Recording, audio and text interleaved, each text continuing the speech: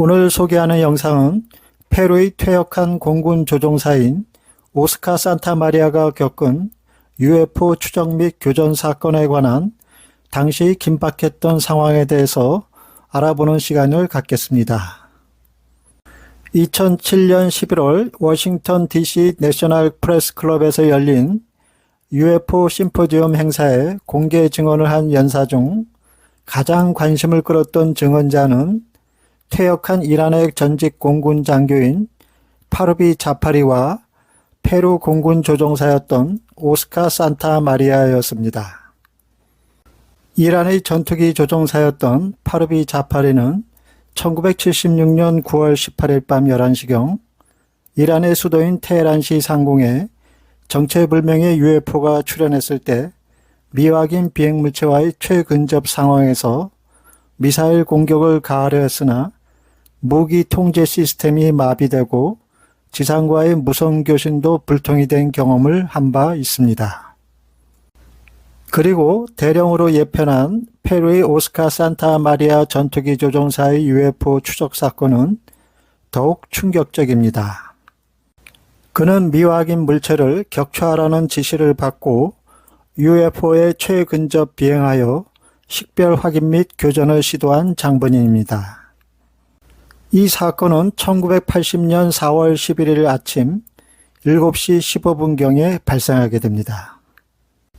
페루 남부 아레키파시에 위치한 라오야 공군기지는 조용한 가운데 평온을 유지하고 있었는데 갑자기 어수선한 분위기로 급박하게 바뀌는 상황이 전개됩니다.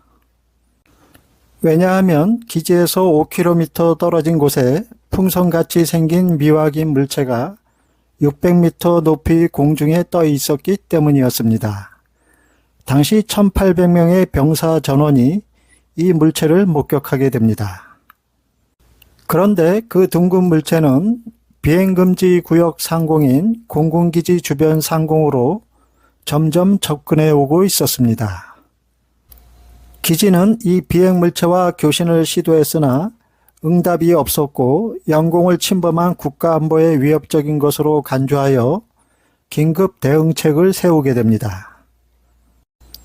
비행대대는 물체가 기지로 접근하기 전에 물체를 추적하여 격추하라는 명령을 전투기 조종사에게 내립니다. 기지로부터 미확인 물체를 격추하라는 명령을 받은 공군 조종사 오스카 산타마리아는 23세의 젊은 나이였지만 비행 경력 8년차의 경험을 가진 노련한 조종사였습니다. 그는 물체에 접근하기 위해 그 즉시 전투기를 몰고 미확인 물체로 향하게 됩니다. 고도는 8,000피트로 상승 비행했습니다. 미확인 물체에 접근한 그는 물체를 공격하기 위해 30mm 기총으로 약 64발의 탄환을 발사합니다.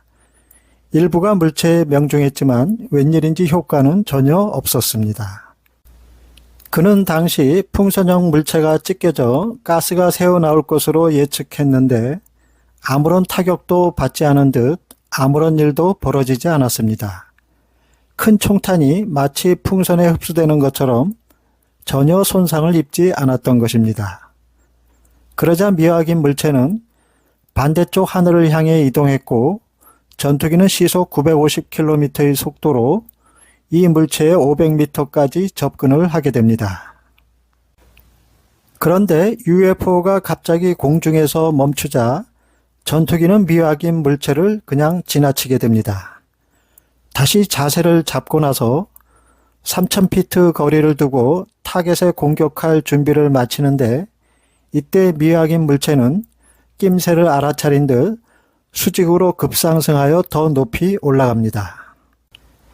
공격을 가하려던 전투기는 반대로 미확인 물체보다 아래쪽에 위치하여 공격할 수 없게 되는 상황에 부닥치게 됩니다.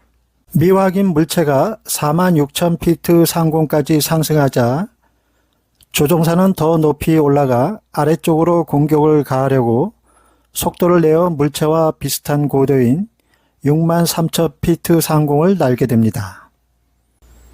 그런데 전투기 연료 부족 신호가 켜짐에 따라 오스카 산타마리아 조종사는 결국 공격을 포기한 채 물체를 최종 확인 식별하기로 마음을 먹고 더 가까이 300피트 거리까지 접근을 시도하게 됩니다.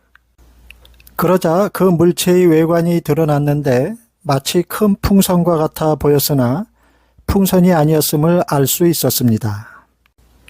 지름이 35피트 정도의 전구를 반으로 자른 것 같은 형태로 둥근 지붕 모양의 바닥은 은색으로 넓은 원형 받침의 금속 표면의 물체 같았습니다. 그가 본 물체는 날개나 엔진이 없고 배기장치나 창문도 안테나도 없었습니다. 비행기의 모든 기본 부품이 전혀 없었고 추진 시스템도 보이지 않았습니다. 그 순간 그는 물체가 스파이용 정찰기가 아니라 UFO라고 직감적으로 느끼게 됩니다.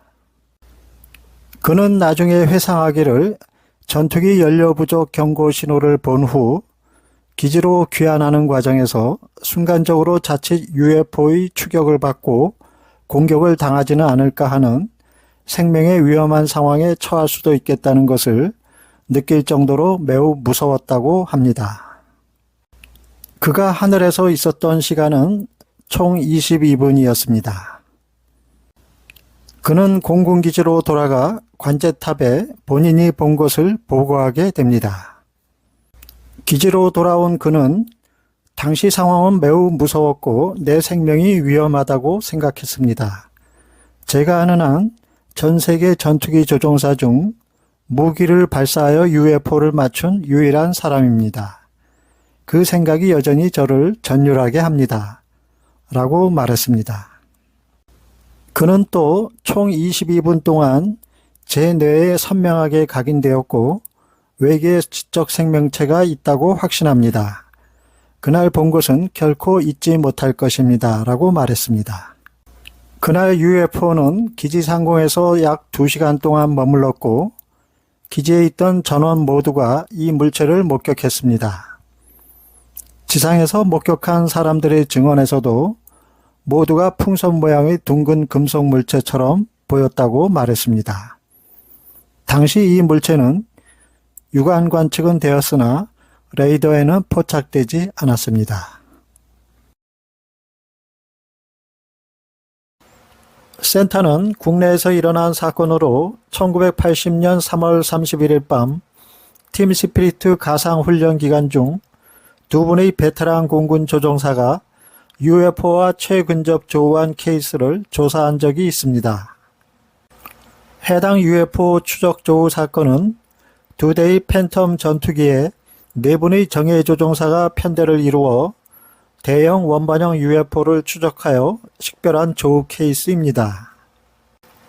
놀랍게도 당시 임대령님은 UFO를 향해 20mm 기관포로 위협 사격을 시도하려는 생각까지 해보았다고 합니다.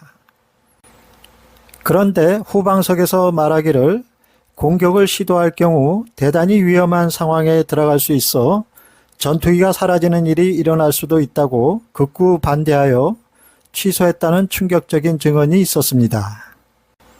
그럼 해당 증언에 대한 임 소장님의 인터뷰 증언을 잠시 시청하시겠습니다.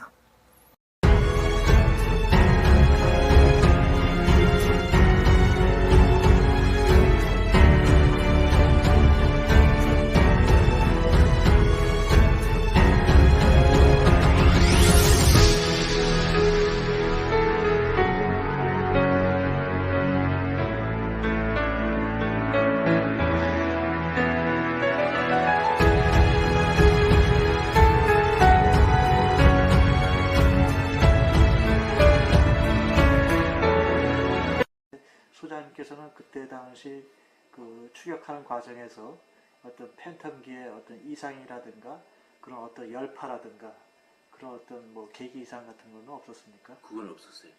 네, 진짜 없었고. 혹시 제가 그 20mm 기관포를 한번 위협 사격이나 어떤 말이고 그게 한번 사격 한번 해볼까 하는 그 생각을 가지고 후방석이 얘기를 했는데 그때 시도를 했으면 또 무슨 일이 일어났을지 모르겠는데 그 결국 시도를 안 했어요. 이 UFO 추적 식별 사건에 대한 보고서는 미 국방부에도 전달이 되었고 미 공군 측은 이와 같은 유사한 보고가 약 500건 정도 접수되어 있다는 회신과 함께 아마도 UFO일지도 모른다는 답변을 보내왔습니다. 시청해주신 여러분께 진심으로 감사드립니다.